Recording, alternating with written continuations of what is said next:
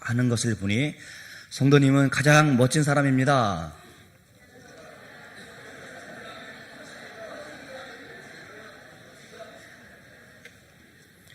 네, 중3층에 계신 여러분들 멋진 사람들입니다.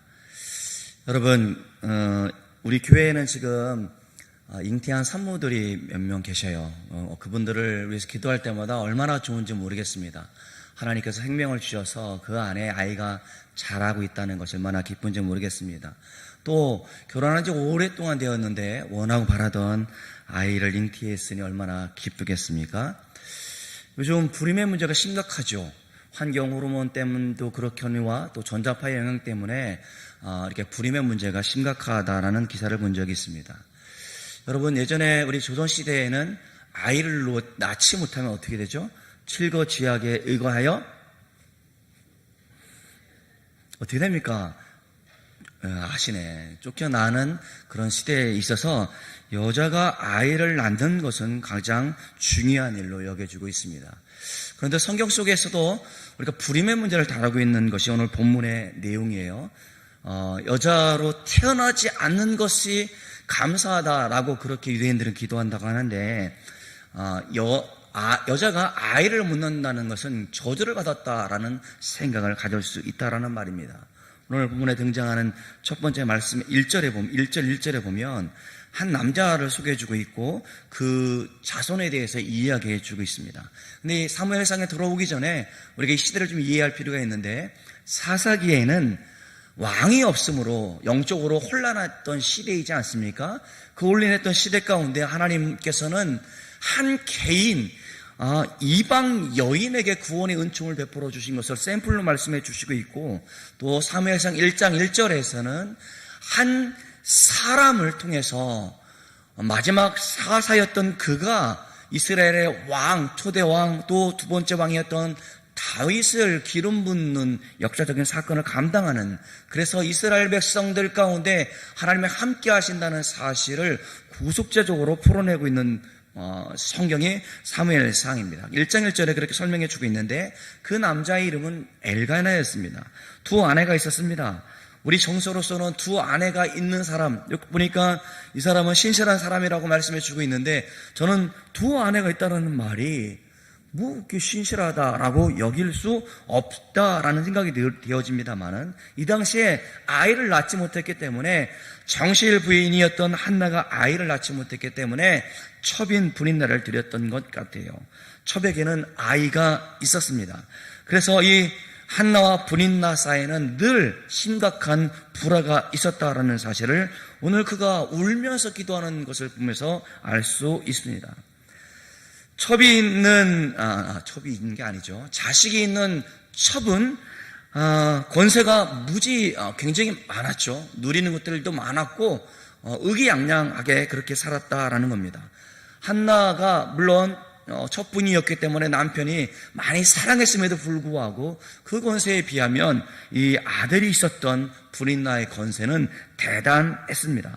그러면 정부인임에도 불구하고 자식이 없는 한나의 처지보다 첩이었음에도 불구하고 자식이 있었던 분인나의 처지가 더 우월했다라는 말입니다. 자, 그러게 자식이 없었던 한나의 고통은 성경 가운데 아주 신랄하게 그 말들 가운데 우리에게 보여주고 있는데, 하나님께서 한나로 하여금 잉태치 못했기 때문에 그는 늘 항상 마음이 괴로웠고 저주받은 사람처럼 그렇게 살아가고 있었다라는 말입니다. 그것도 억울한데, 지금 두 번째 부인이었던 분인나가 자신을 그렇게 무시하고 핍박하며 그런 모습들 가운데 더욱더 마음이 괴롭단 말입니다. 물론 남편이 사랑해 주었음에도 불구하고 더욱 극심했던 그 고통을 이루 말할 수 없다라고 오늘 본문을 통해서 알게 되어져요. 이 당시에만, 고대 사회만 하더라도 말이죠, 자식이 없다라는 것은 굉장히 살아있으나 살아있는 것 같지 않는 산송장과 다름없는 삶을 살고 있는 여인들의 모습이 보여지고 있습니다. 얼마나 핍박이 심했겠습니까? 남편에게는 사랑을 받고 있지만 브린나의 둘째 부인이었던 그 여인의 멸시와 핍박이 더 심해져서 심적 고통은 이루 말할 수 없었습니다. 그래요, 그는 실로의 성소에 있는 곳에서 매년 제를 드릴 때마다 성전에 와서 통곡하며 지금 기도하고 있는 겁니다.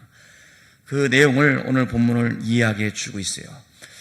오늘 사무엘의 출생은 물론 이렇게 기도해서 하나님께서 그에게 아들을 주셨다는 것을 우리는 잘 알고 있는 내용들입니다. 사무엘의 이런 출생은 단순히 인격적인 사건이 아니고 놀라운 신앙적인 사건이고 구속사적인 사건을 확인해 주는 이야기입니다. 즉 사무엘의 출생은 그저 한 어머니의 간절한 기도 때문에 그렇게 출생되어진 것뿐만 아니라 여호와의 신앙 그리고 하나님께서 그 응답에 대한 응답으로 이스라엘 백성들 가운데 하나님이 함께 하시겠다라는 그런 표지로 우리들 가운데 보여주시는 하나님께서 미리 예비하신 구속자적인 사건임을 우리는 알 수 있습니다. 그것을 차치하고 저는 오늘 본문 가운데 한 여인이 간절한 마음을 여러분들과 같이 나눴으면 좋겠습니다. 10절에 보니까 한나가 마음이 괴로워서 하나님께 기도하고 통곡하였다라고 말씀해 주고 있습니다. 기도하는 중에 마음이 너무나 괴로워서 울면서 통곡하면서 그렇게 기도했다라고 말씀해 주고 있습니다. 마음이 괴로워서라는 말은 원문을 직역하면 영혼이 괴로워서라는 말로 우리가 직역을 할 수 있습니다. 그러니까 내 영혼 깊은 곳에서부터 우러나오는 아픔과 슬픔이었다라는 사실을 우리는 알게 되어집니다. 또한 기도하고 통곡하며라는 이 말은 이 원어를 다른 역본 성경에서는 뭐라고 말씀해 주고 있냐면 흐느껴 울며 애원하였다라고 그렇게 번역하고 있어서 그 슬픔과 그 아픔이 얼마나 큰 것이었는지 우리는 알게 되어집니다. 오늘 본문에서 우리가 보다 더 중요시 여길 것은 이 괴롭고 슬픔 가운데 있었던 한나의 태도, 그 모습을 보고자 합니다. 한나는 하나님께 울며 기도했습니다. 이것이 바로 하나님을 믿는 성도의 바람직한 태도이어야 되지 않겠나 생각해 봅니다. 우리가 살면서 여러분 어려움이 없는 사람 없습니다.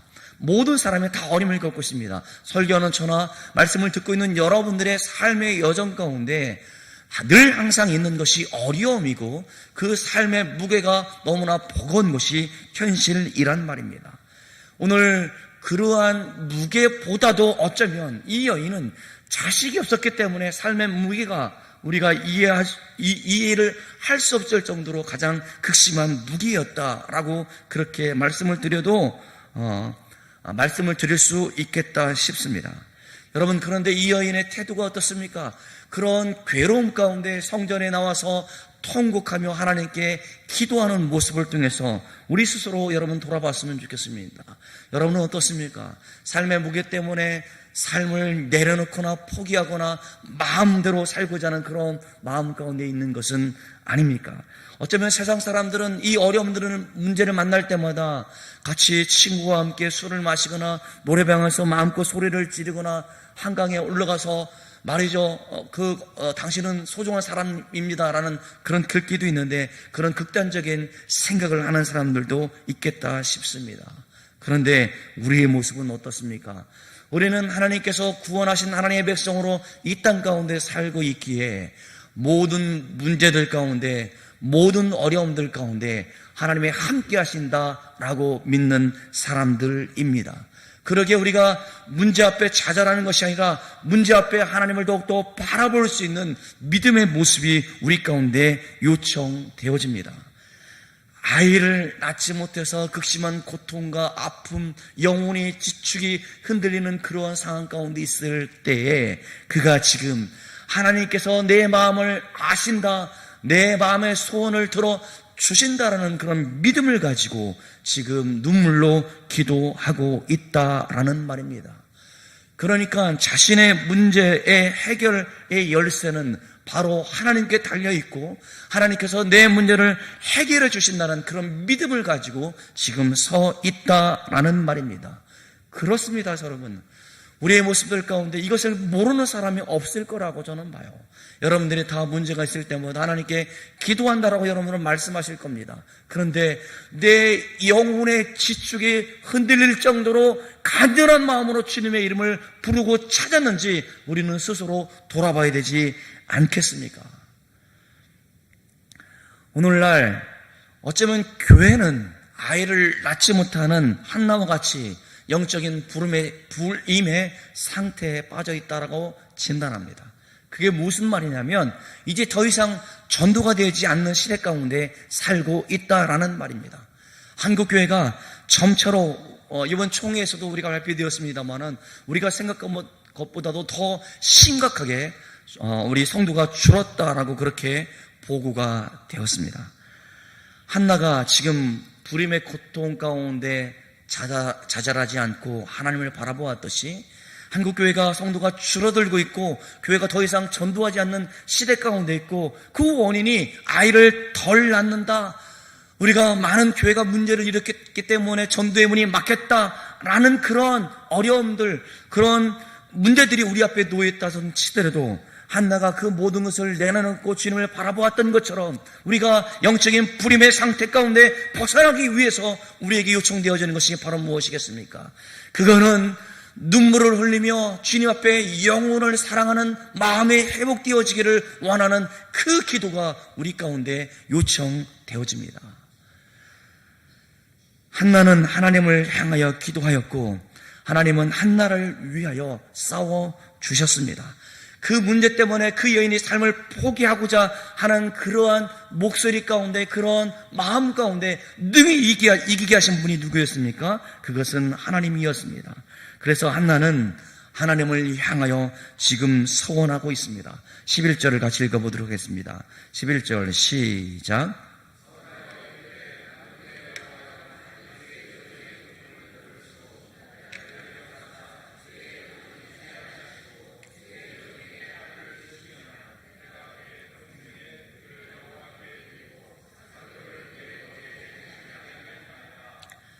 이렇게 소원할 수 있었던 것은 바로 무엇이었습니까? 하나님께서 내 기도 가운데 응답해 주실 것이라는 그런 믿음이 있었기 때문에 아들을 주실 것을 믿고 지금 그렇게 소원하여 기도하고 있다는 것입니다.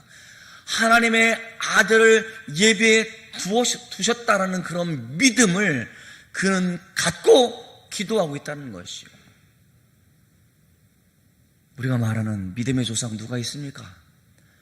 아브라함의 모습을 여러분 생각해 보십시오. 아브라함에게 내가 너에게 하늘의 별과 같이 땅의 모래와 같이 수많은 아이를 자손들을 줄 것이다라고 약속해 주었음에도 불구하고 아브라함의 모습을 성경 행간 곳곳을 읽어봐도 전혀 믿음이 있는 모습이 아니었습니다.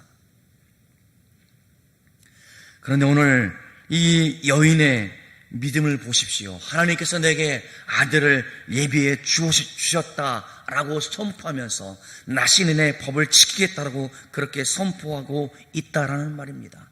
지금 하나님께서 아들을 주실 것이라는 그런 믿음을 가지고 전심으로 하나님만 바라보았고 하나님께서는 한나의 믿음대로 그렇게 역사해 주었다라는 말입니다. 믿음의 여인이었습니다. 한나는 아이를 낳게 되어지고 그 어린 아이를 성전에 바치게 되어졌습니다. 그것이 우리가 알고 있는 우리 사무엘의 출생과 관련된 이야기들입니다. 아직 태어나지 않는 아들을 믿음으로 받아들이고 그 아들을 주신 하나님 앞에 서원을 할 수 있었다라는 말입니다. 그러기에 우리 자신을, 우리 교회를 다시 한번 돌아봅시다. 우리 교회 회페이 데이를 준비하면서 어떤 사람들은 이제껏 우리가 많은 행사를 해봤지만 이런저런 이야기를 하시는 분들이 있어서 사실은 걱정이 많이 됐습니다만은 우리가 119명이 동참하여 320명을 여러분들이 작정을 했습니다. 저는 여러분들이 그렇게 작정하신 것 가운데 하나님께서 우리 동상교회를 통해서 죽어져가는 영혼들을 부르시는 하나님의 음성으로 받아들이게 되어집니다. 여러분의 마음이 움직여지지 않았다라고 한다면 그저 목사님이나 하세요, 앞에서 일하는 사람들이나 하세요 했을 터인데 여러분들의 지도함 가운데 따라주셔서 하나님께서 내 마음 가운데 나를 통해서 주고자 하는 영혼을 향하여 그 영혼을 긍휼히 여기는 마음을 가지고 작정할 수 있도록 해 주셨기에 우리에게 소망이 있다라고 저는 그렇게 진단합니다. 여러분, 그렇습니다. 오늘 하나님께서 내게 아들을 주실 것이라는 그런 확신을 가지고 서원하여 기도했던 그 여인의 모습이 우리 가운데 있기를 바랍니다. 이 영혼을 구원하는 첫걸음이 바로 무엇이었습니까? 오늘 두 번째 2차 작정을 하는 그 마음 가운데 내가 불신자를 정하고 그를 위해서 기도하며 그를 섬겨 하나님의 복음의 말씀을 증거해야지라는 그러한 시작이 바로 우리가 적는 것 가운데부터 시작되어진다라는 겁니다. 조금 있으면 우리가 김장을 할 터인데 우리가 여름 끝 무렵에 밭에 씨를 뿌려서 가을 채소를 얻게 되어집니다. 이를 씨를 뿌리는 것이 있어야 우리가 배추와 무를 얻을 수 있는 것 같이 우리는 씨를 뿌리는 작업을 지금 하고 있다라는 말입니다. 여러분 보세요. 저는 이 배추가 자라는 것을 보면 정말 위대하다라는 생각이 듭니다. 저 벼는 언제 뿌렸는지도 모르겠고 잘 모르겠습니다만은 이 배추는 금세 한두 달 만에 금세 자라는 건 아니겠습니까? 뿌리면 나고 계속 화장실에 있는 것 같아 푸고 말이죠. 예. 예전엔 그랬잖아요. 이렇게 지게 갖고 그게 더 잘 자라더라고요. 그렇게 쑥쑥 자라고 또 가서 끈으로 묶고 우리 김장할 때 보면 얼마나 크게 그 배추를 얻게 되어지는지 우리가 보기 때문에 여러분 농부의 마음은 씨를 뿌릴 때 그것을 기대하고 뿌리지 않겠습니까? 그런데 어느 농부가 씨를 뿌리면서 이거 되겠어? 이거 이번에는 날씨가 이래서 너무 빨리 추위가 와가지고 안 될 거야, 이런 마음으로 하는 농부는 한 사람도 없다라는 말입니다. 다시 한번 말씀을 드리면 우리로 하여금 여러분 해피데이를 통해서 우리 교회가 많은 사람들 가운데 복음을 증거하는데 열매를 맺을 것 같다라는 것은 바로 무엇이냐면 내가 지금 이름을 적는 데서부터 시작되어진다라는 말입니다. 누가 전도 대상자를 품을 수 있습니까? 불신자를 전도 대상자로 품고 기도하며 그들을 섬기고 하나님의 사랑으로 그들 가운데 다가오고 관계를 맺는 사람은 어떤 사람입니까? 나를 통하여 하나님께서 영혼을 부르신다라는 그런 믿음을 가진 사람만이 그렇게 할 수 있다라는 말입니다.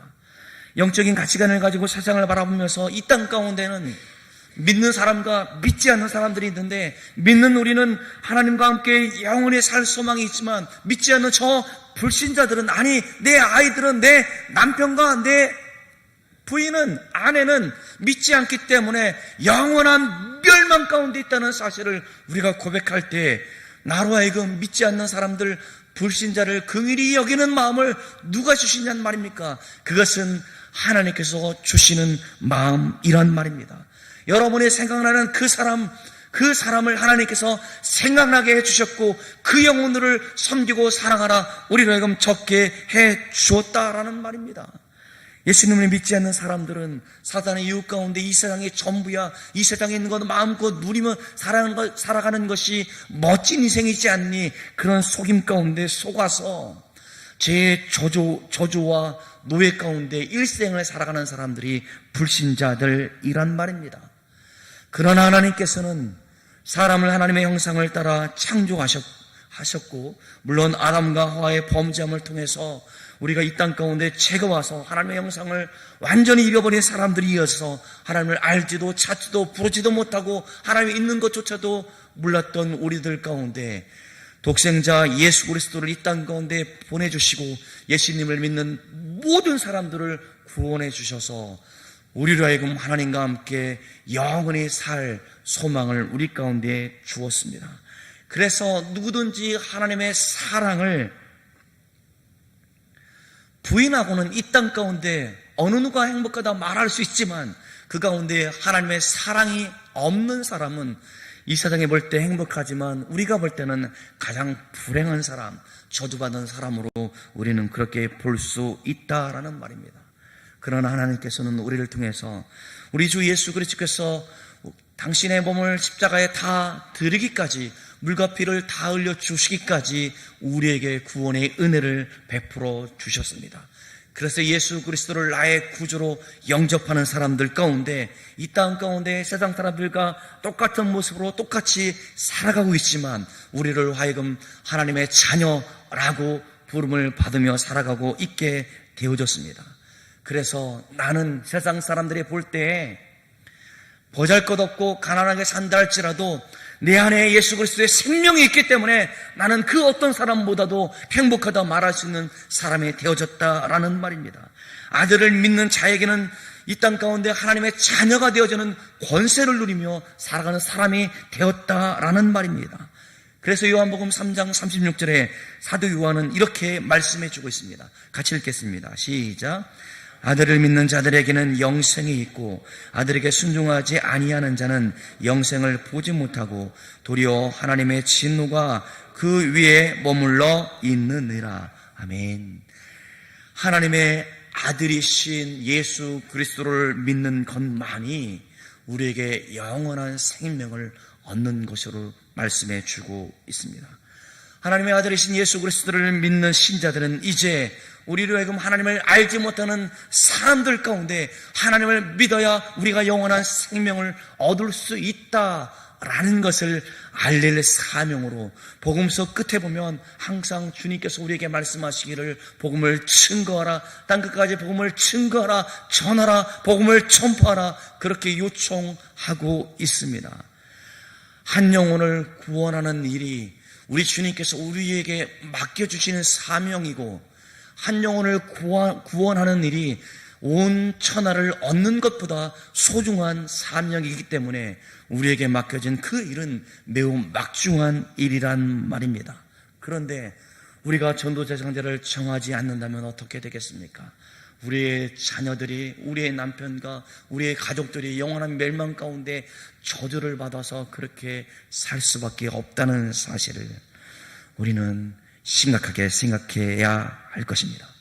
지금 물론 전도대상자의 지금의 상태는 불신자의 상태여서 그러한 멸망의 길에 서 있는 사람들이지만 우리가 그를 생각나고 그를 위해서 기도하게 하시고 그를 위해서 마음으로 적었던 우리들은 구원 얻도록 하나님께서 예비해 주셨음을 믿고 그들을 전도대상자로 확정하여 지금에 이르게 되어졌습니다. 그러기에 하나님께서 내게 아들을 주셨다라고 소원 기도했던 것처럼 우리는 확신을 가지고 그 전도 대상자가 하나님께서 반드시 열매 맺게 주신다라는 그런 확신을 가지고 우리가 구도 외치고 함께 금식하며 기도하며 그들을 섬기고 그들을 찾아가 우리가 선물을 나누는 일들 가운데 열심으로 감당할 수 있는 저와 여러분들 되어지기를 간절히 소망합니다.